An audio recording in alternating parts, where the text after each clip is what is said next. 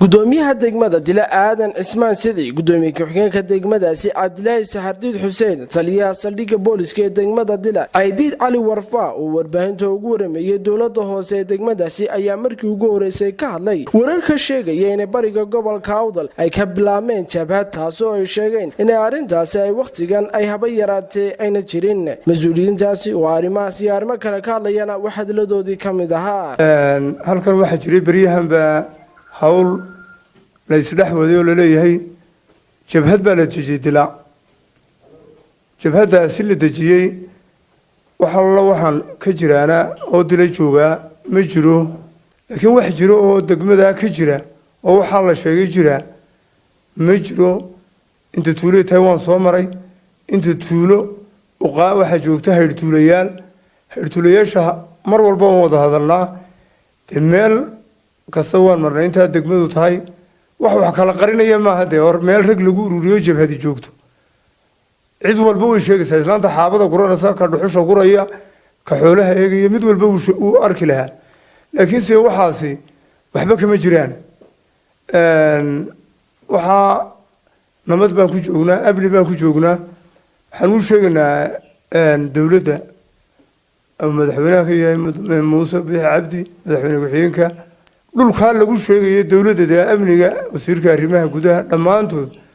halkaasi waxa la wax jiraa inayna jirin jabhadaan aragnay oo meel joogtaan inay jirin waxa qurux badnaan lahaa in la helo ninka waxaan yidhi ninka looda waxaa jira sac la yidhaha caal baro hadhkuu ka dareeriyaa looda uma ogolaado siduu hadhkaa uga dareerinayo kolkay ka tagto haddana uu ka daba tagaa un markaa kulleydee dadkuna caal baro uu leeyahay oo raggana way ku jiraan caal baro kuwa caal bari oo amniga diidan oo nabada diidan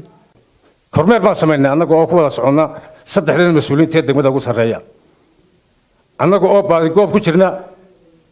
hawshaa la tuuray ee ay beenalayaasha aan ummadda u danaynayna ay tuureen ilaa tan iyo xalay annagu meel kasta waan soo marnay mana hayno waxaa meel lagu sheegayaana ma jirto waa ammaan degmadu dee cidda waxaa sheegtayna dee aakhirka way soo bixi degmada dila waa afaafka laga soo galo ama albaabka laga soo galo gobolka awdal run ahaantiina